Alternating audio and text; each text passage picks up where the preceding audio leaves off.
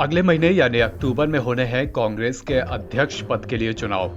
Party एक निर्णायक मोड़ पर खड़ी है। बागडोर गांधी परिवार के हाथ में रहेगी या 25 साल बाद कोई और गैर गांधी अध्यक्ष बनेगा। अगर कोई गैर गांधी अध्यक्ष बनेगा तो क्या कांग्रेस के प्रथम परिवार का कोई कठपुतली होगा, यानी क्या रिमोट कंट्रोल मॉडल वाला सिस्टम होगा, जिसका जिक्र गुलाम नबी आजाद ने कांग्रेस छोड़ने से पहले सोनिया गांधी को लिखे पत्र में भी किया था। अगर राहुल गांधी अध्यक्ष बनने के लिए तैयार हो जाते हैं तब तो शायद ही चुनाव की नौबत आए, लेकिन अगर वो राजी नहीं होते हैं और परिवार अपने किसी खास को कुर्सी पर बैठाना चाहता है तो वोटिंग की नौबत आनी ही आनी है। असंतुष्ट नेताओं का गुट नहीं चाहता कि कोई ऐसा व्यक्ति कांग्रेस अध्यक्ष बने जिसका रिमोट कंट्रोल गांधी परिवार के हाथ में हो। यही वजह है कि चुनाव में वोट डालने वाले डेलीगेट्स की सूची सार्वजनिक करने की मांग जोर पकड़ रही है। मतदाता सूची को सार्वजनिक करने की जो मांग कांग्रेस नेता आनंद शर्मा ने कांग्रेस वर्किंग कमेटी की बैठक में उठाई थी, वो अब लगातार जोर पकड़ती दिख रही है। चुनाव कार्यक्रम तय करने के लिए हुई CWC मीटिंग में सबसे पहले शर्मा ने ही इस मुद्दे को उठाया था। तब कांग्रेस के central election authority chairman Madhusudan मिस्त्री ने तुरंत ही इस मांग को खारिज करते हुए कहा था कि PCC मेंबर्स की लिस्ट स्टेट हेडक्वार्टर्स में मौजूद है, वहां से देखी जा सकती है। बाद में मनीष तिवारी, शशि थरूर, कार्ति चिदम्बरम और प्रद्योत बोरदोलाई PCC के 9000 से ज्यादा डेलीगेट्स की लिस्ट को पार्टी के वेबसाइट पर पब्लिश करने की मांग कर चुके हैं। चारों ही लोकसभा सांसद हैं। शशि थरूर के तो कांग्रेस अध्यक्ष पद का चुनाव लड़ने की भी चर्चाएं तेज हैं। कांग्रेस अध्यक्ष पद के लिए 17 अक्टूबर को चुनाव होने हैं। इसके लिए 24 सितंबर से नामांकन की प्रक्रिया शुरू होगी।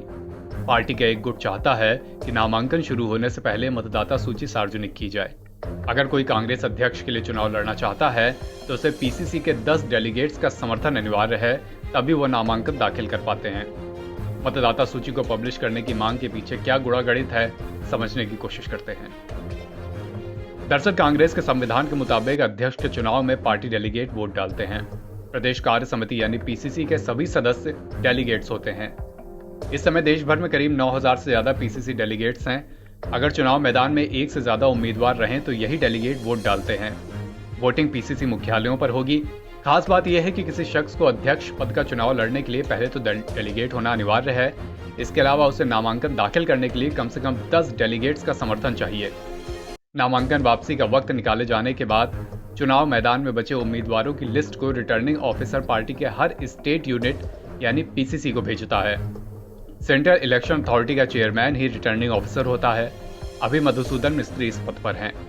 अगर चुनाव मैदान में एक ही उम्मीदवार रहा तो वो निर्विरोध निर्वाचित हो जाता है। अगर 2 रहे तो PCC डेलीगेट्स को उनमें से किसी एक को वोट देना होता है। अगर 2 से भी ज्यादा उम्मीदवार रहे तो डेलीगेट्स को कम से कम 2 उम्मीदवारों के लिए वरीयता वाले वोट देने पड़ेंगे। ऐसे में अब चुनाव प्रक्रिया में पारदर्शिता और सुधार की वकालत कर रहे कांग्रेस नेताओं के गुट की दलील है कि अगर मतदाता सूची पब्लिश की जाएगी तो उम्मीदवारों को पता होगा कि उन्हें वोट के लिए आखिर किनसे संपर्क करना है। साथ ही इस मामले में पारदर्शिता और चुनाव प्रक्रिया का भी हवाला लगातार दिया जा रहा है। वहीं दूसरी तरफ कांग्रेस महासचिव और मीडिया प्रभारी जयराम रमेश परंपरा की बात कर रहे हैं। उन्होंने कहा कि स्वतंत्रता के पहले या बाद में कांग्रेस अध्यक्ष के चुनाव में कभी भी मतदाता सूची सार्वजनिक नहीं की गई। 1997 और 2000 में भी जब अध्यक्ष पद के लिए एक से ज्यादा उम्मीदवार थे, केसी वेणुगोपाल भी चुनाव प्रक्रिया को इन हाउस प्रोसीजर बताते हुए दो टूक कह रहे हैं कि मतदाता सूची सार्वजनिक नहीं की जानी चाहिए। इस पूरे मामले में अब आगे क्या होगा वो तो 1 महीने के अंदर पता चलेगा, लेकिन बात तय है कि कांग्रेस अध्यक्ष पद के लिए चुनाव का मामला लगातार गर्माता जा रहा है।